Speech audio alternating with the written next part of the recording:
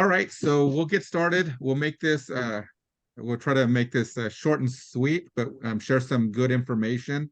And I pretty much, like Isabel mentioned, we have a number of people, they're either driving or couldn't make it, but it is recorded. And sometimes the information we go over it real quick. So it is in our training. It'll be with our training videos.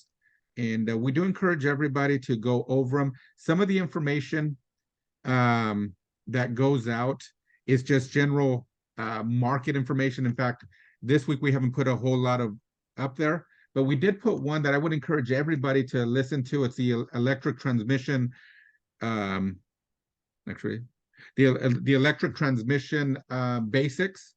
So our clients expect us to be industry experts. So did anybody have a chance to see that by any chance? Dejan or Juan, did you have a chance?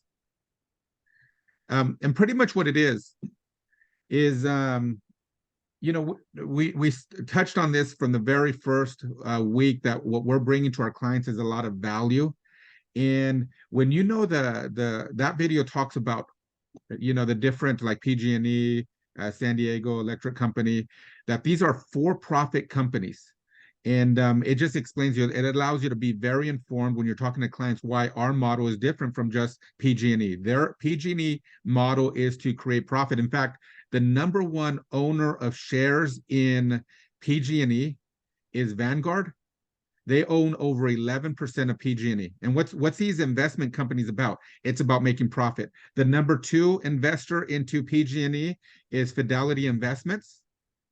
And these are not small investments that these companies invest in. They invest into these because they see profit there. JP Morgan Chase by themselves bought over 26 million shares, not dollars, but shares in the last 90 days of PG&E, because they are seeing that the model that they use, which is gouging clients, is profitable for them. So I encourage you. It's you know, so some of the videos are in there are going to be very direct as to what information you need to share with your client, but some of it just industry information that will set you apart and help your clients just have more confidence in what you have to share. So, and if anybody has any ideas as to what you would like to see in training, please don't hesitate. I would put more up there, but sometimes you know, I could think of, you know, what is a good thing to put out there. So if you have anything that you'd like to share, you'd like training on, just send me a quick text or an email, and we will do that. Also, in fact, I have notes here. Give me a minute. You know, a quick I guess shout out. Everybody on the team right now has very good prospects, which is so cool. I mean, everybody has not just you know, looky loose, but actually people that are very interested. So now the job right now is to get it to the finish line. And so that's a very, very good thing. The other thing, and I'm going to do a share screen.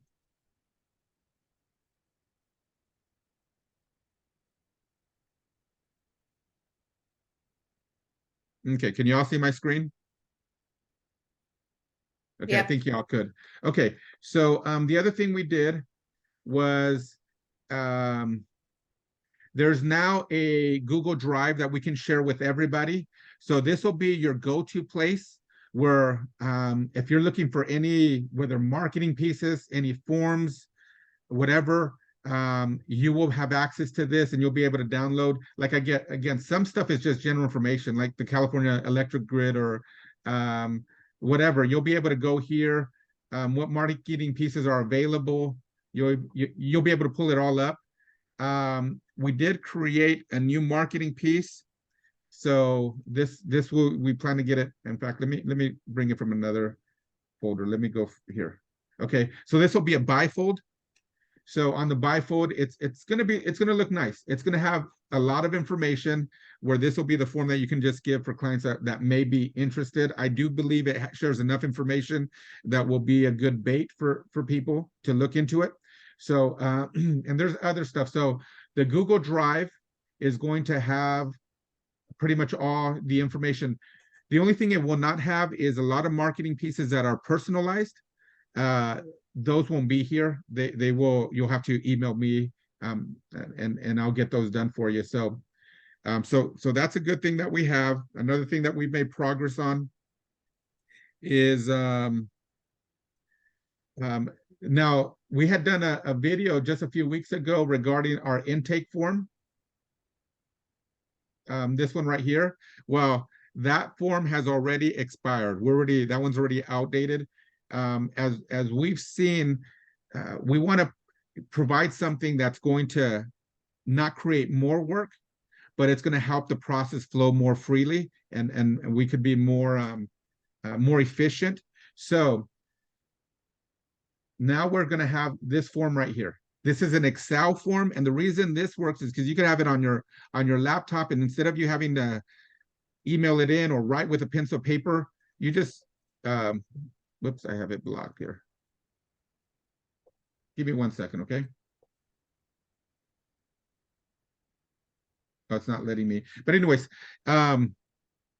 you'll just be able to put it all here on the intake form, okay? And then if you're using a transaction coordinator, you'll forward this on. It's very important that everybody complete this form because one, either the system won't be billed correctly, or it could even affect comp. So if we don't know what you want to make in comp, then the system won't be built around that, especially if you're using a transaction coordinator, which I personally think it would be advisable. There's even ways where because, for example, our batteries, they're sold below market value, or you could add the fee for the transaction coordinator into the direct fees where it doesn't come out of your commission. Any questions on that?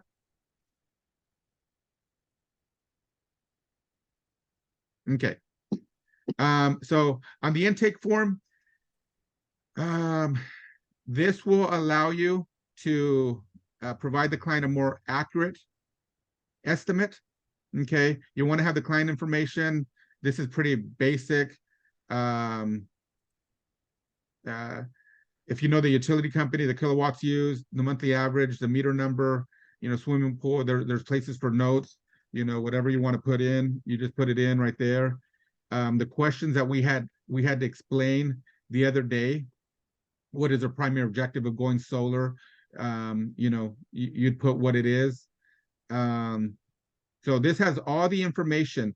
Now this part, and that's why it's good for you to fill this out on your laptop. This is what this is pretty much notes to the transaction coordinator if you're using one, is add the transaction coordinator fee to the cost. Instead of you paying it out of your commission, there's ways of putting it into the cost where it doesn't cost really nothing out of your pocket. Then you put what your desired comp is. Okay, is your desired comp, we're encouraging everybody, and I think it's very fair in this industry to stay $1 or less. Okay, that's good commission if you stay within a dollar or less. Now, if you are going to do a commercial project, then you're going to want to stay anywhere from 40 to 70 cents. And the reason for that, because the size of the commercials are just, you don't want to lose it. You want to do everything you can to not lose that to a competitor. So 40 to 70 cents is going to make you a lot of commission and still give the client, be very competitive. So you're going to want to put that in. So if you do that, my goal to make on this deal is $4,000 or $5,000. That way they build the system based on that. Or you could just put a margin requested, such as I want to make 90 cents above our red line, or 80 cents or $1, whatever it is. Okay. Then what type of quote are you wanting the transaction coordinator to create? A PPA, a cash quote, a lease quote, or a purchase finance quote. Okay. So, and then you would put any notes that you have here. Okay. Like one note is, what type of roof does it have? That makes a difference. Okay. If it's whatever it might be. Any questions on that? Did I miss anything, Isabel? No. Or did I go too fast? No, that's fine. Okay. So again, this will be in the Google Drive. You'll be able to download this. I would recommend save it into your laptop, and then you would just email this so that you can get a quote through the transaction coordinator. So, but it's very important. You know, at first we had mentioned to everybody, just get a PG&E bill. And that would work. If somebody's like a referral partner, then that's what they would provide. But in our case, we are all sales agents. So we're, you know, these are information that we need to know in order to do a good quote for our clients. Okay. So and then it keeps you from having to go back to the client. Oh, I forgot to ask this. I forgot to ask this. It'll just be one time where you ask the questions necessary, and you'll be able to get a good quote. So anyways, I'll transfer it over to Isabel. Oh, so along with that, you also find out what those questions and what's the customer's concerns. If they want to go tax credit, you know, it's important to them, like, you know, one of the questions says, then you know you're not going to use the PPA option. You won't sell the PPA option because they want their tax credit. PPAs don't give the customer the tax credit. So it really narrows down your sales. If you're staying with the customer over 45 minutes long, the customer lost you. They have no idea after that point what you're talking about. They're not going to remember. It's just so much information for them. So for us, since we've got it all down and it all makes sense to us, that works. But for customers, they kind of what they really want is they want you to get all the way down to the point and let me know what I need. So if we are scattered everywhere, you know, not knowing what direction to take with the sale, not knowing what's their concerns, then it just makes for a really complicated for them to process all of that information in their minds.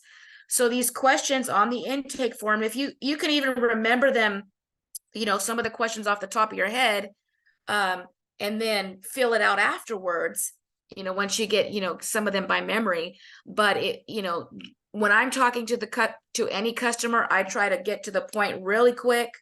What are their concerns? And just kind of narrow down my pitch based on that. So if I know that they have a swimming pool, I know their electricity bill is going to be high. I know that tax credit's going to mean something to them because they're already used to paying high payments. So anything lower than what they're already used to paying is going to benefit this customer. So why should I sell them a PPA when they're not going to get their tax credit through that? So you can present it to them, but you'll know through these questions your customer. So it's very important to go over the intake form and get it as much as you can into your mind, just the questions that are on there, so that it's just going to make a better sales experience, a sales pitch for you. And it's also going to give your customer a better sales experience when they're sitting with the sales. There was one thing I forgot to mention is after you get this filled out, I think you can see my screen now. Save it as a file. That way it stays in your records, and then email it. So anyways, you would, when you do print as PDF, then this is what's going to show up, and it's going to be one form that we can keep in the file, and it has all the data right from the very beginning. So you don't want to send it as an Excel. You want to do print as PDF, save it onto your computer, and then forward that by email to the transaction coordinator. Oh, there was one thing I forgot to mention. Okay. Also, and because we've seen this, when we're getting the pictures of the utility bills, we got to make sure that we get get complete pictures. In fact, I would encourage you, there's an app, it's called Cam Scanners, like cam scanners, where you can take 5-6 pictures and it creates it as one PDF. Okay. And it's a free program, and you can email it, because what happens is if you don't take the complete picture, something's cut off on the statement, then sometimes that keeps us from knowing the accurate information to do the estimate. We had that yesterday where you know, it could be a thumb over the picture or whatever it is. So Does that make, I hope that makes sense. Anything to add on that, Isabel? No. Okay, I might do a training video on the cam scanner, and that way you can see how it's very easy to do. Once you use it, you'll like it better. It won't take up that much memory on your phone, and it just one way make sure we don't miss anything when we're creating an estimate. Yeah. Okay. All right. So the next thing I wanted to talk about is the process. The process. So once you get a customer, here's what the sales reps are doing. They're getting their customer, they're creating a sale, they want to go solar. You ask them for the utility bill, they get that utility bill, you write in your information, you go over your intake form with them. At that point, then you submit either that document that if you're a sales rep and you're going to do your own inputs into the computer, into QuickBase, and we'll go over QuickBase in a minute. If you're going to do all of that, your intake form is going to be gold to you. Trust me, because once you start going over all those drop-down boxes that you need to fill in, it should take you about 10 minutes to go through QuickBase and put all of that stuff in there. After you're familiarized with it, you'll be going in and out of QuickBase so quickly. Like I said, 10 minutes and you should have your proposal, and it's not very hard and difficult at all if you've filled out that intake form. If there's a lot of questions you do not know, there is a risk that the customer, you might have to go back to the customer later and add a cost to it. So that's why it's very important to, if you don't see the spa, maybe if you're in their house and they don't talk about the spa, a spa could potentially add 2,000 kilowatts annually to the system. And if we leave that out, then that could be a big deal. So, or if they want to, get a spa in 2 years or something like that. So those kinds of things are very important. So your intake form is not just important to your TC, but it's also important to your better overall customer experience, because you don't want to go back and forth and you don't want to raise prices on them. So just that alone will actually,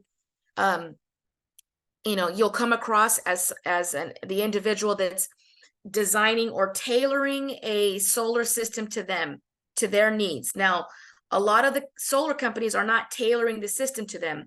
They want to sell, 20 panels and then that's it, whether or not you offset it 100% or not, or if you're going to get an electric car. It's about selling something as opposed to, tailoring something for that customer. So it's a little bit different experience for the customer. And it's not nagging to the customer. They actually appreciate and feel like, you see, what they're putting their money into does not start when they purchase the system and when they start making their first monthly payments. Their value and what they're spending their money on is their experience as well. So it's not just the cost of the system that they're paying for. They're actually paying to have, Juan Araujo, the solar professional, give them all of the information that they need to have a well-rounded experience. So their value of what they're paying does not start on the first monthly payment, but it starts when you give them your sales pitch and when you start designing your system. So that's why some of these things are very important to do, and to, have that in mind when you're designing your system. This is part of their value that they're paying for. So now you can either, like Adam already said, you can add and we'll go through it in a video on QuickBase. But for right now, once you've got your training videos on your QuickBase platform that allows you, show you how to put a lead in and all that. If you need help, just call me. I'm going to make a video on that anyway. But you have a TC coordinator. I think we did a 250 on your TC. We have 2 TC coordinators. That's Donna and Caleb. And they are going to be experts. So they will probably get that quote done, probably 10 minutes or less on once they really figure that system out themselves. But that's their sole responsibility. So they are going to be very good at creating the PPA and the purchase contract. So keep that in mind. If you want to utilize them, it's a very small price to pay. And all you're doing is just giving them that intake form, and they take over from there.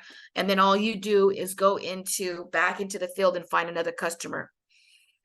So that's it on that. So that's that process right there. Everybody's good on that. I want to make sure that that process is very, very simple for the sales rep, and also a simple process for the customer. The more simplified we can get this, the better off and the smooth it can be. And it might sound a lot right now, but once you get the hang of it, I would give it about probably another 2 or 3 days, a couple days, and you'll see how simple the process is to get something in and out and a proposal created, so that the sales reps can then focus on their pitch and their presentation, and rather than, having to filter through the systems and learn all of those things. So the other thing is, when a lead is created, don't take too much time to close the deal. So what I mean by that, when you stepped into a conversation, phone conversation, or a conversation in the living room with an individual about solar, you just piqued their interest. Their whole mind just opened up to the possibility of getting solar on their rooftop. So this is a very, very important aspect here. When you've piqued their interest and they've actually opened up to getting that proposal, you might not be the only one that's going to give them the proposal. That's why you want to close the deal as quickly as possible. That's why if you don't have time to go through the system and learn it, pass it on to the TC coordinator, give you that proposal in a couple of hours, and go back to your customer and try and close that deal. Because the longer that you wait, there's probably going to be somebody else that they run into coincidentally. Maybe they start doing a Google search on it, because now that their interest is piqued, and all that whole world of possibility opens up once you've piqued that interest. So remember, once you get in there and they've opened up their willingness to get a proposal, get one in there and try and close that deal as soon as possible. They will likely start getting different estimates at that time. Now, to close a solar deal, what do I mean by that? Closing the deal. What does that mean? Make the path to close the deal as easy as possible. So in other words, you just let them know, we offer them the best financing from the beginning. So if you have, you want to make $1 a watt on an average system, that's an $8,000 commission. So that's huge. You already know that right off the bat. If you've charged them $355, you know that on an average system, that's about what the commission is going to be. That's a big commission. So if you wanted to create your proposal with that, then go for it, write it on there. But what I'm trying to say is in this step is put your best foot forward in the beginning. So if the customer is looking for, the cheapest monthly payments, and their bill is already around $250, $300, then cut your commissions in half or add customer incentives with it. So closing a deal means that you're on that very first proposal that you send them, put your best foot forward, make your best deal possible with them, be satisfied with it, whatever, it is. Be creative with your commission lines. Some people, they like rebates, customer incentives. So if you put it at $1 and you're making $8,000, throw in a $2,500 customer incentive on whatever that is. But closing a deal means that when you give them that proposal, that very first proposal, and I strongly recommend that once you open the peak interest, that within 3 days time, that you've already gotten, you've already sent them a proposal, and you've already contacted them about the numbers that you presented to them. If at that time they still don't like, it's too high, find out what their worry is. A lot of times it's just a matter of asking them, what about the proposal you don't like, or do you don't understand that I can clarify with you today so that we can get loan documents out to you and we can move forward. Basically, that's what you're asking them on the third day or by the third day. And that's what closing means. finding out what they didn't like about the proposal, making your adjustments, and then asking them, what can I do to gain your business? Because surely somebody else is going to go there and somebody else is going to sell them some lease option that they don't know. They're not getting their tax credit. Most likely will probably happen because now that their interest is now open. Keep your communication lines open. This is part of closing the deal.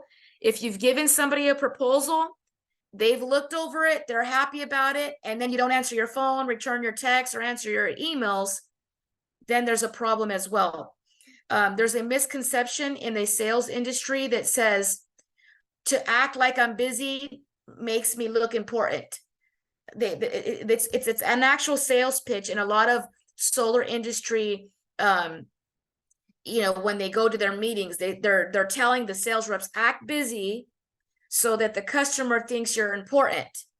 Don't act busy, because then the customer thinks you don't have time for them and you're not giving them the respect and the individual attention that they are actually looking for. So do exactly the opposite of that. And within 3 days, maybe do a follow-up, say, hey, I just wanted to see if you got my email. Make sure those communication lines are open and be available to your customer when they are texting you. Now, the rule of thumb is you don't want to text your customer more than 3 times, because then it becomes a little bit, you're not begging for their business. There's a fine line when you're connecting with your customers again, but you do want to imply that you do want their business, because we do want their business. But you don't want to get overly too much involved, because then they think that, you know, more than 3 times in a week is probably a lot. It's probably too much. So one thing I want to say about it, if they do not go solar with you, don't worry about it. There's a lot of solar sales reps that do lie. I had one that totally lied to one of my customers, and the customer really, in fact, felt like I wasn't able to meet her expectations, which I was able to meet her expectations. I just wasn't willing to lie to get her business. And another sales rep did cross those lines and gave her 100% guarantee on the production after 25 years. And I wasn't willing to do that because it's not true. If you lose a customer, move on. It doesn't have to impact you emotionally. You have to see it in the customer's perspective, that your customers are a lot of them are bombarded with information and they don't know where to go or actually what the truth is. So if you run into a customer like that, you know, just keep moving on. Don't allow it to impact you emotionally. A lot of the times, I had one customer just recently, a year later, they actually called me this afternoon. I worked with her almost a year last summer, or the beginning of the summer, and she's barely coming around right now. And she's doing that because she knew that I refused to lie, and I refused to, you know, sell her something that wasn't true. And she was able to see, that. So yeah, just wanted to mention, closing the deal encompasses all of these things. So let your customers feel that you are working together. This is very important for sales reps, because oftentimes when you look at a sales guy, I mean, you can go to anywhere and you think that sales guy is working for his commission and not for me, and not for the customer. As we get more and more comfortable with our products and our model and how we sell, this will start to become second nature. That feeling of partnership with your customer is going to be felt. And so you want to make sure that how you are conveying is you're not approaching somebody as buy my product, but what could I do for you? If you want to go solar, how can I design something for you that's going to meet your needs and benefit you financially? So in your sales pitch, make sure that, you know, and no one in our team actually is going to have a problem with this, I'm pretty sure, but your customer has got to feel that you are working together as a team and that you are designing a solar system that is going to meet their needs, and it is going to find that perfect payment. So when you go back and you send that proposal and they still don't like it, the numbers are not low enough, don't get frustrated with them. Don't, make them feel that they're asking for something too cheap, although we know that, but go back to the numbers and see where you can save the customer a little bit more, even $5 more, even $2 more, whatever it is. And then say, hey, brother, Mr. and Mrs. So-and-so, I'm able to bring down the system here to this price. It's a $5 savings. That's the best that I can do. But I just wanted you to know that I have acknowledged what your expectations are. And with this, we have so much, and sell value again, the warranties and the value, and it just reassure them this is the best price that they are going to get for the value that they are getting. But do meet their needs, their expectations, and allow them to feel that you are doing everything you can to meet that expectation, both on the financing options and on the pricing, the payment options. And that'll go a long ways with your customer. Remember, because we are not selling what they're paying for, it does not begin when their first payment, their monthly payment comes.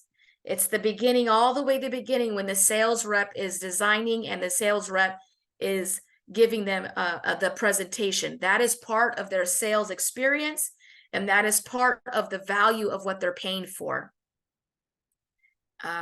So let's see. Okay, I do encourage all of you to tap into or utilize time-sensitive offers. Be creative in your commissions. Now, I'm very comfortable at a $4,000 commission range. For me, that works. That's where I kind of want to come in. So I know that if I add anything over that, we have 2 campaigns that we have incorporated recently. One is our veterans campaign, and the other one is the seniors campaign. You can utilize, your commission. Now, I'll tell you, a lot of other companies, they will sell this pitch that they are doing this veterans discount, and what they do is they will increase the purchase price to compensate for that veterans discount. To me, that's wrong. It's rude. Utilize your commissions to take a hit and to offer a veterans discount, or to offer that seniors discount. If you don't have to do it if you don't want to, but a lot of times when you have a veteran across the table and you know that they're a veteran, take that $4,000 commission and say, look, or your $6,000 commission, and drop it and say, look, we're giving you a veterans discount. It's going to be a $2,000 credit. You can either get it out, you can either get it after as a rebate, as a customer rebate, or we will bring the purchase price down $2,000, and in fact bring those prices down, because it's honesty, and we are actually doing something for that demographic of persons. And so we want to make sure that we're doing that and not raising the price on them and then offering it. Hope that makes sense for everyone. The same thing for the seniors discount.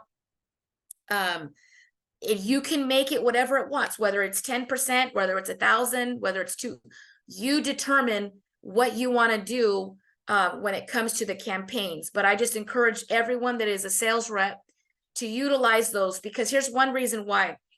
You can do it in a time sensitive way, where you would say, okay, this month we are doing veterans discount at 20% on our solar systems. You can market that on your social media.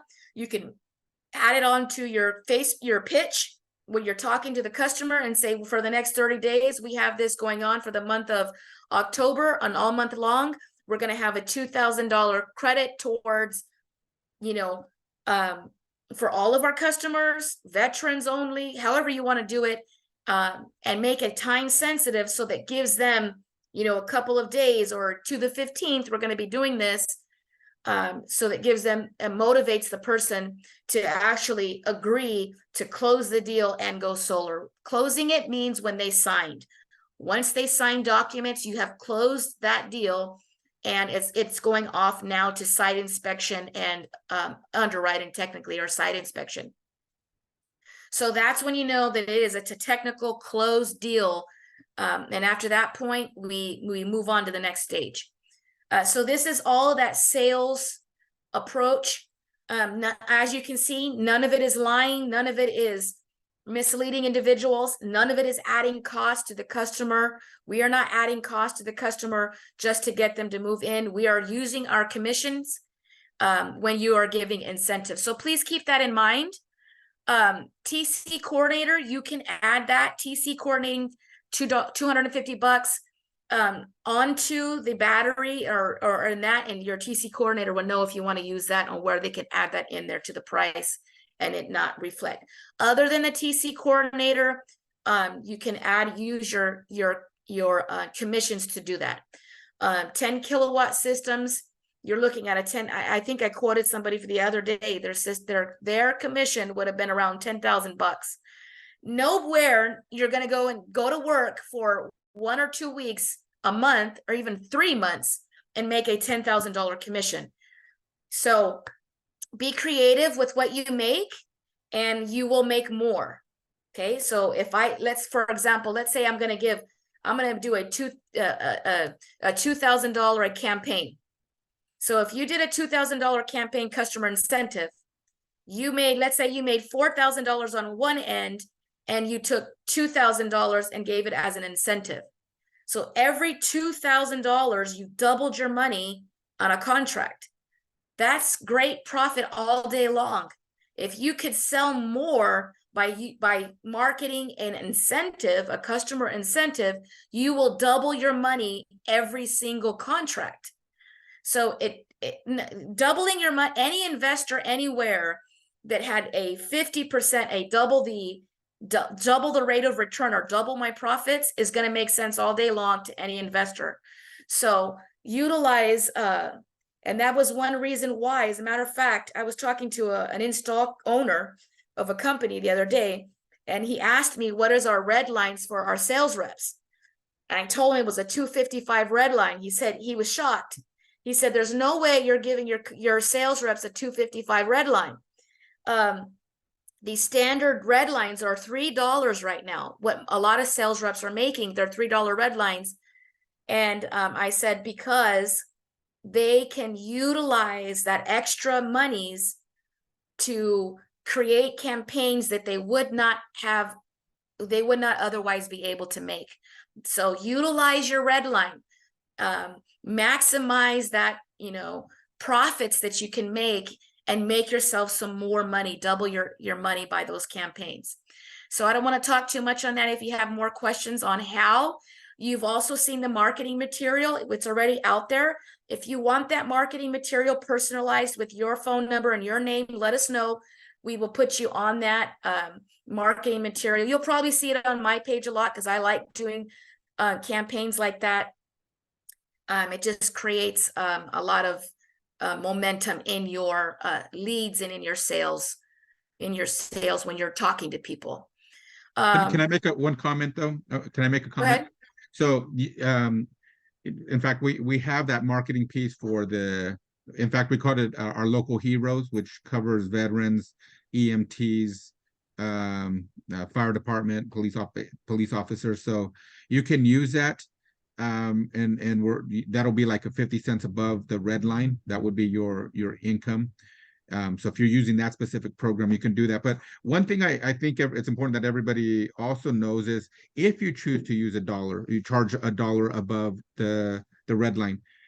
Because our red line's so low, you're not gouging. You can have that confidence that your client's still getting a good deal. It's when the red line is at $3 or $3.10 or whatever, where that dollar, it's worth your time. You're offering a lot of value, but when the red line's at $3, well, the client ends up paying for it. So we do want you to use the discounts to grow your business, but we also want you to feel that comfort level that if I choose to charge $1, which in my opinion, I think that's where it should be capped at for residential, that you can have that confidence that your client's still getting a good deal. Now, just on a repeat, on the commercial side, because the size of the commercial are 5, 6, 10 times bigger than residential, and if you want to compete, you're going to want to stay within 40 to 70 cents above the red line. And in fact, we're negotiating right now the red line right now, and it might be a little bit different than the 255. We're working on that. So just an FYI, I know Dijon has a commercial deal going on, and so yeah. Anyways, I just want to throw that in there. Yeah, definitely. So $3.50 price per kilowatt is a standard average system. Most sales reps are selling it at $4 price per kilowatt system. So if it's $8, and the size of the system, if it's 8 kilowatts, and you'll see this once you put in your, once you get into QuickBase, it'll show you what the size of the system is. An average system is 8 kilowatts. Most people are selling that around $3.75 to $4.25. So you take your let's say $4 times 8,000, because 8 kilowatts is 8,000 kilowatts, and that would be what the commission would be. So listen, this is what the average is making. So let's take an average $3.50 times 8,000 kilowatt system to an 8 kilowatt system. You mean cost, not commission. Sorry. Yeah. So it's an $8,000 price. So what I'm trying to say is, if you're selling at a dollar above your red line, you are still competing with all of the other reps that are out there. Most of them are selling more than that. So if your customer took a side-by-side quote, and maybe you and then another competitor, their cost for the other competitor is probably going to be a lot higher for the same exact system than yours would be. So if you don't understand that still, go ahead and text me. I'll get on the call and I'll explain that a little bit more. But just know that if you're selling it over $1 above your red line, you can still safely say, okay, I'm giving my customer a very reasonable offer, and I'm not gouging, and I'm not, making a fool of myself for doing that. You're not. It's still good. Let's say now, typically a customer is probably going to want a 350 or lower. It just depends on your customer. That's why if they need an MPU upgrade, you got to compensate for all of those things as well. But if not, and it's a pretty straightforward solar system, battery pack, good system, $3.50. Remember, you're not only selling a system, you're selling their experience. So that's the other thing. Let's see. Exchange a little more for a timely close. Anyway, I don't know what I was talking about with that. Oh, summarize your presentations. Remember, I already talked about this a little bit, so I'll briefly skip over this. Summarize your presentations, because the customer does not know all of this. This is brand new to them. This is like talking about outer space, or, some sort of, digital software program where it's just totally beyond them.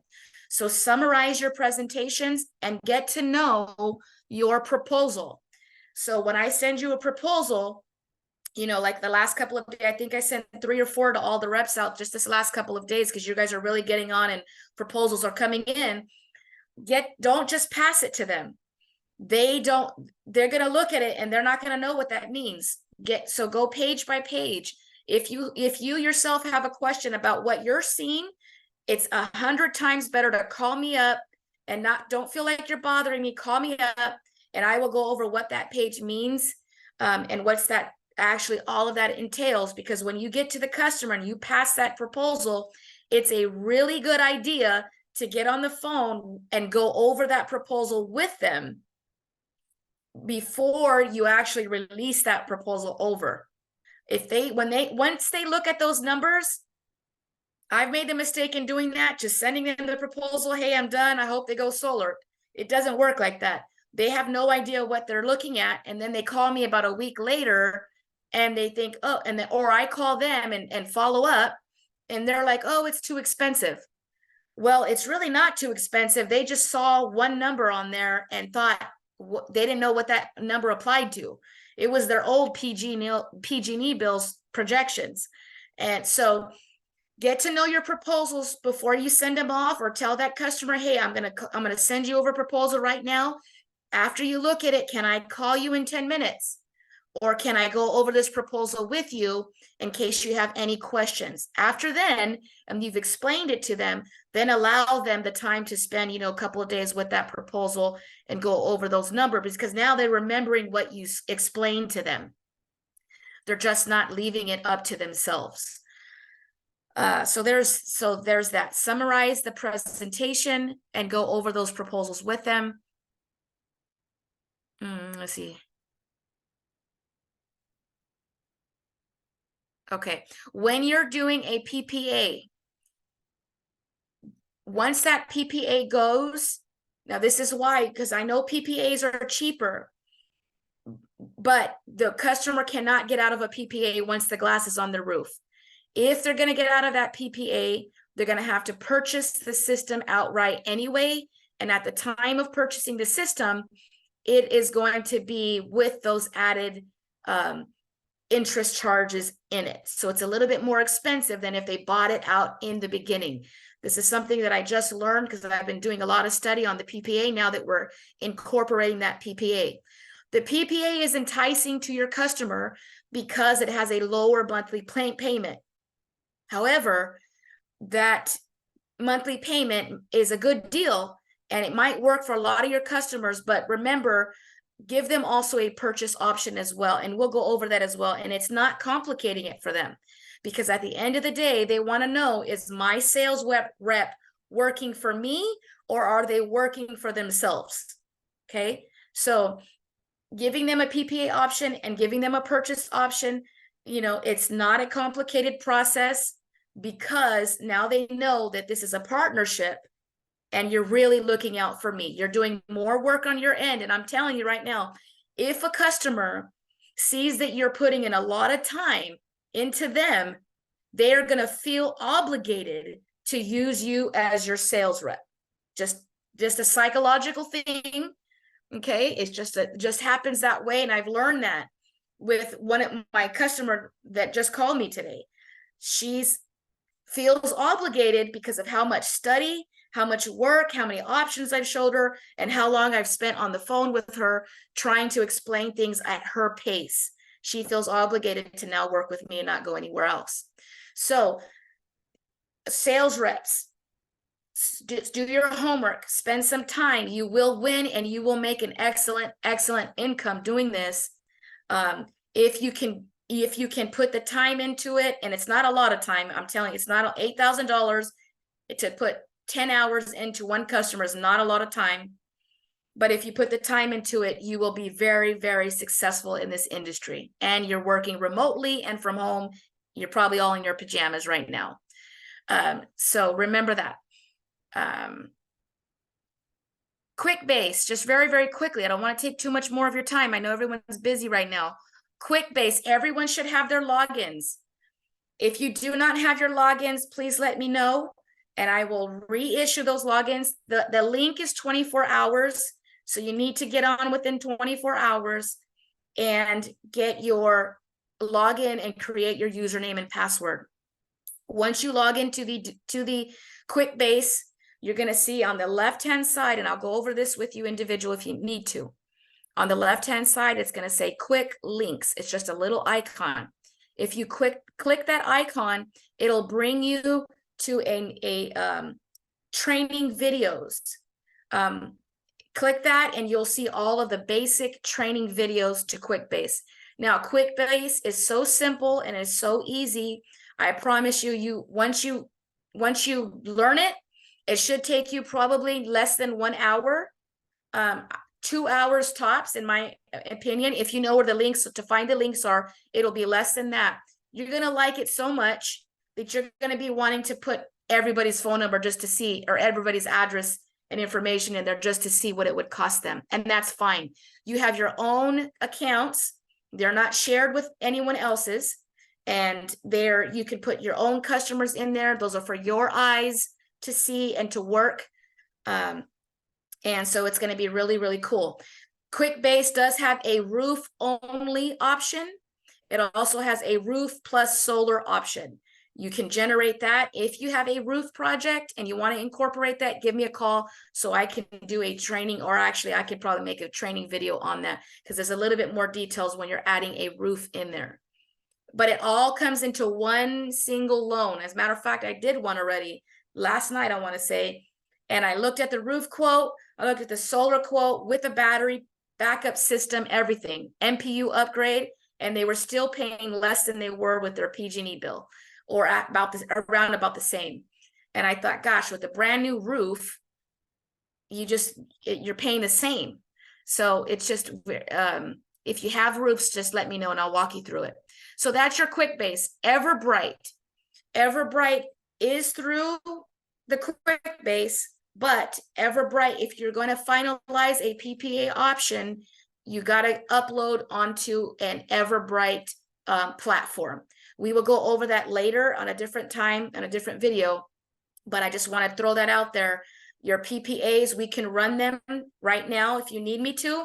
I can run them for you, but as you move along and learn QuickBase first, we'll move you over into Everbright PPA options, and then you can, I don't want to overwhelm you with too many platforms.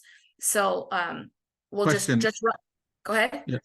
Just does everybody know what a PPA is? If not, why don't you just give like a summary explanation of it? A PPA is when the customer is making a solar system, they're wanting to go solar, but they are not going to buy the system. So in a traditional purchase option in a solar, what the customer is doing is they are buying the system that is producing the energy that they need. So their monthly payment is paying off the system. So in a purchase option, again, the monthly payment is to pay off the system. They are not paying for the electricity because they own the system that produces that energy. So the monthly is paying off the system. The PPA is just the opposite, where the finance company will buy the system. This finance company will own the system, and the customer is only paying for the electricity that system produces. Okay, so that's the difference. So you'll still upload the utility bill, the payment, everything, the structure, the design is the exact same, because you want the customer to have the backup battery in it, and they want to offset their utility bill 100%, but their monthly payment is paying the electricity production that system is producing. So they are not paying off the system. They're only paying the electricity that it is producing. So I hope that makes sense. And this would be a good option for the clients that are so payment conscious, where payment is what they're looking for. If they're looking for the lowest payment, that might be a better option than a purchase. And also for the clients that they don't have an incentive, a tax benefit incentive, such as either they're retired or or for whatever reason, that's not their motivation. So just something to consider. Yeah.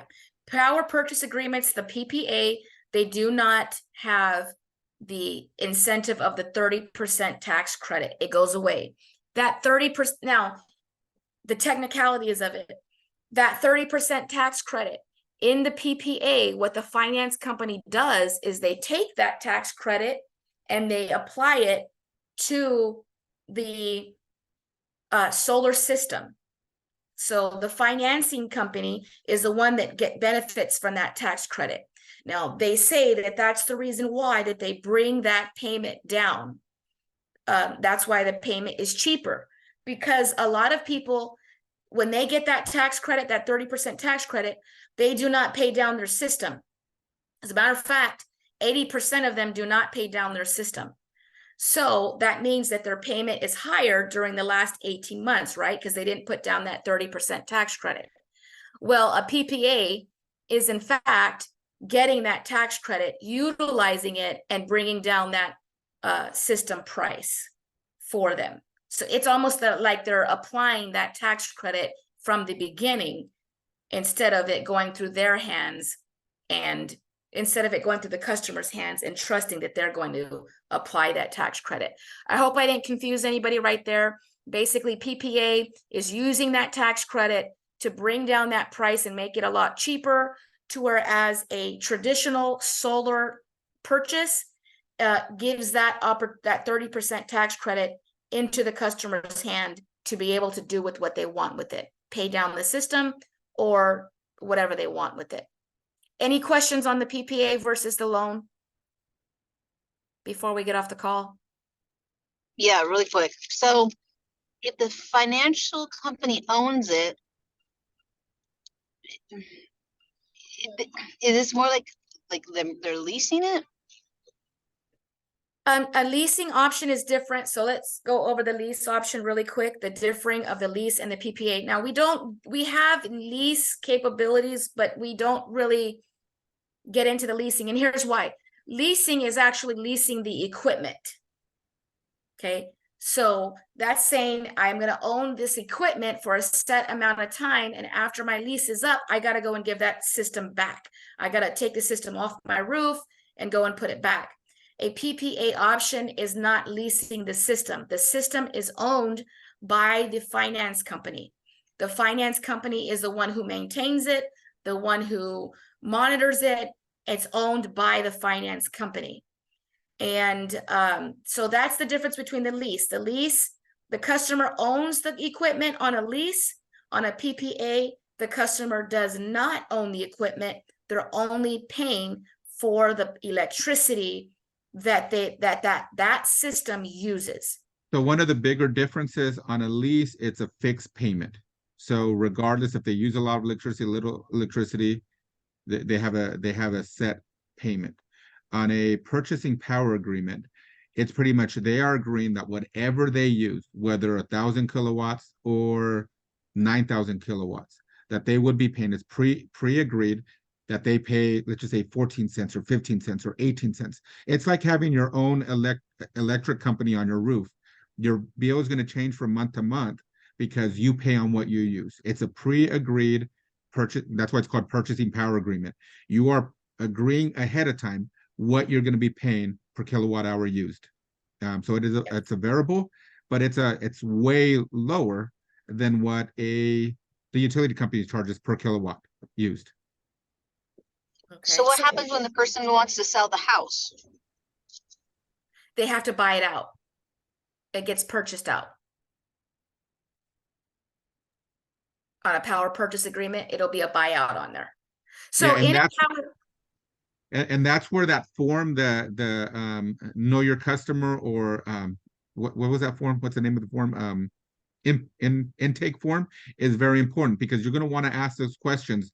One, are you planning on selling your house? How long are you going to be retaining this property? And how important is it to have a transferable versus a non-transferable finance agreement? Because you don't want to put the client in a bad situation where they agree and then they sell the house and now they have to come out of pocket $30,000. They're going to be, come back upset with you. So yeah, that's where you have to ask those questions about how important is it to have a non-transferable versus a transferable, because the savings is huge, or can be huge, when it's non-transferable, which that's one of the PPA. I mean, that's why PPA can be cheap also. Does that make sense?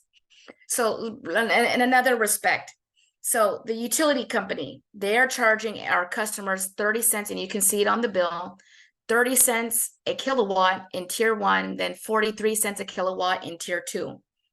A power purchase agreement is saying, I'm going to buy electricity from this solar system, but I want to buy it at 18 cents a kilowatt.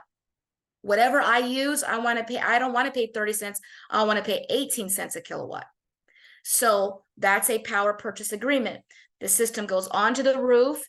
The company still owns the system, and the customer is only paying 18 cents for all the kilowatts that they use. And they'll send that monthly payment to the financier at 18 cents a kilowatt. And so basically it's their own utility company on top of their roof. That's the PPA.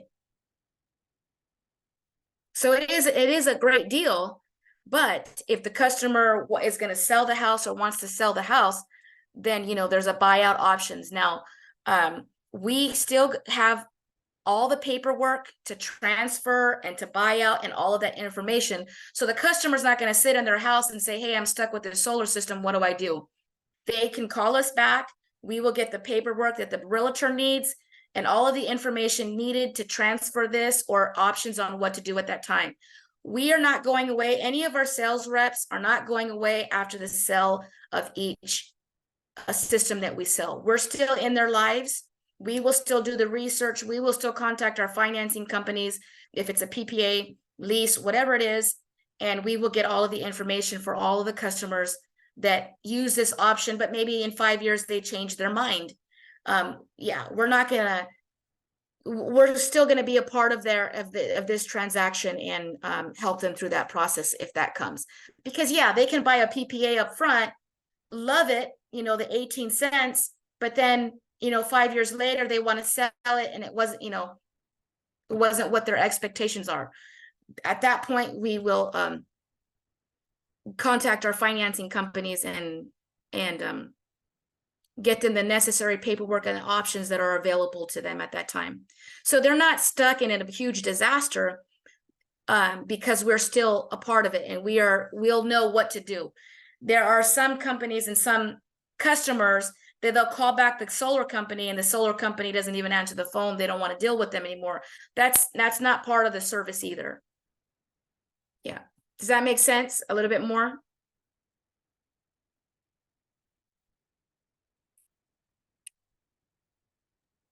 That makes sense. Okay. Any questions on what we've discussed today?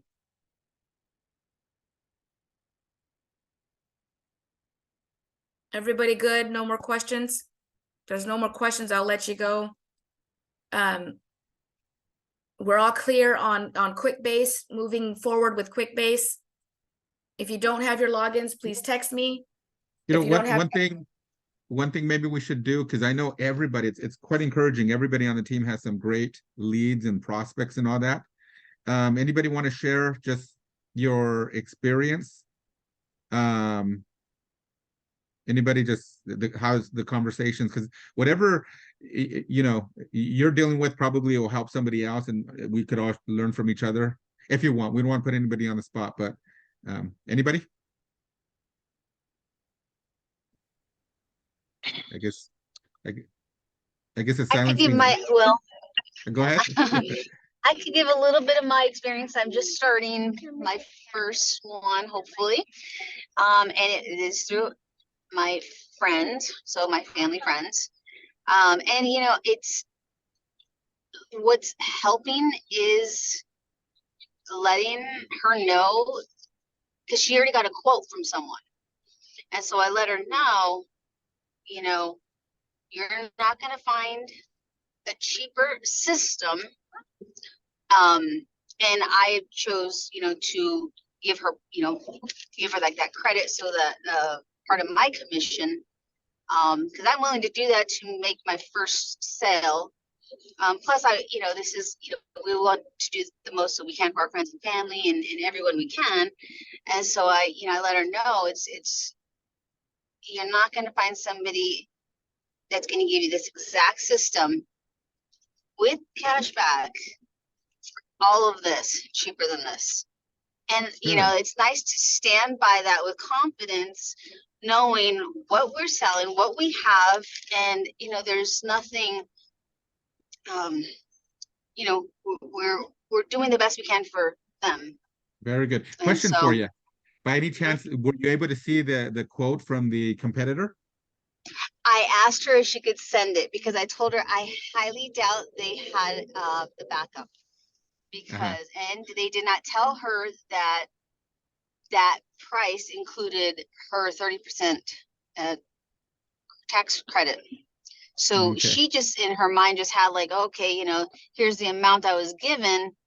And so my quote was higher because, we did not include that tax credit. And I choose to be more upfront with that. Right. So that way they know after you get part your of tax it is, credit, then it will go down to that. And I think part of it, some salespeople in the industry, they take advantage of people's lack of knowledge of how things work. So I know the example that Isabel had given on the last training was she was competing on a, what was it, a PPA or a lease in comparison to a purchase.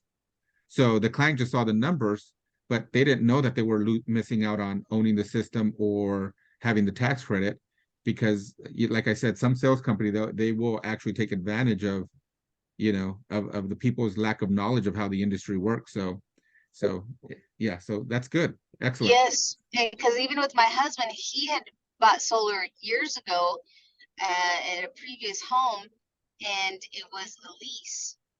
And so when he did sell the house, he had to pay that off, with some of the his profit from the home. He had to use that and lower the, his profit to pay off that solar.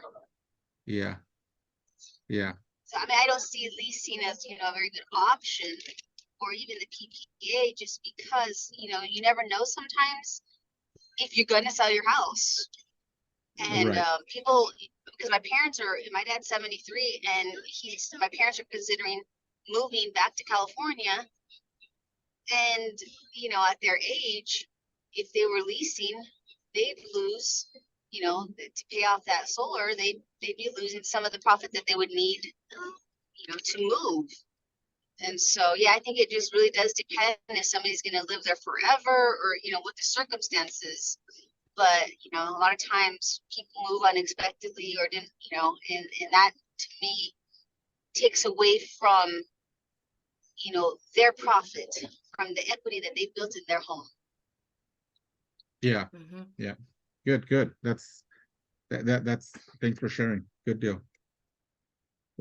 Anybody else? Dejan or Juan, or thanks for being on the call. And all right. So yeah, I think Deshaun just had a question about QuickBase, but we'll get on a call, Deshaun, and we can try and customize that. I'll talk with the account managers, installers. So how that works is QuickBase is the communication between us and the installers. So that's the mutual platform that we both use, so that I don't have to create one end for you and then the installer has a whole nother platform. So this is a mutual platform that we get, that the installer gets our information and we input our information, and we don't have to do it twice. So sometimes those are on default, Deshaun, and we can't really change, but there might be some changes that we can do to make it better functional for you. Or maybe I could just clarify how that QuickBase works. It'll be me or it'll be Caleb. Even a TC coordinator can actually get on a video call with you and kind of help you go through that. Somebody with admin capabilities where they can maneuver around in your particular contracts. So they could do that as well. So Juan was saying, okay, so if they're older and they don't pay taxes, then I would say that if they're older, I would say the PPA option is a very good option, because that is going to be cheaper. So to my understanding, there is a credit or a grant that's still given to the finance company that will give them a cheaper rate, even if the company doesn't get their tax credit. I don't know if that makes sense or not, unless you're very informed on how the back end works on that. But I think for older people that don't pay into Social Security, the PPA option might be the best. But when you add a roof, you're going to have a situation on the PPA option. I'll have to double check to see if the roof, it can be included in that. Yeah. It might be best. What we should do is do a training video specific on that, because my reading on it is after 6 years, there's ways where you can buy a PPA without, it's like prior to 6 years, it's not to your advantage to transfer it, but after 6 years, there's some advantages. So I'll do some research on that and we'll do a training video on it. Yeah, this one has a roof associated with it. It needs a new roof. Good. Yeah, so I'm not exactly sure if the new roof can be applied to the system. I'll check the one. Yep. All right, guys, if there's nothing else, we can wrap this one up. Any questions, of course, give us a call. Any leads, let's, work on closing, because that's going to be benefit you better. When, of course, you feel most comfortable in that 3-day mark, 4 days, give them a call and try and close it before they go and open their interest and go and find somebody else to lie to them, basically. Alrighty, guys, if nothing else, we'll see ya. Thanks, guys. Bye. Bye. Bye.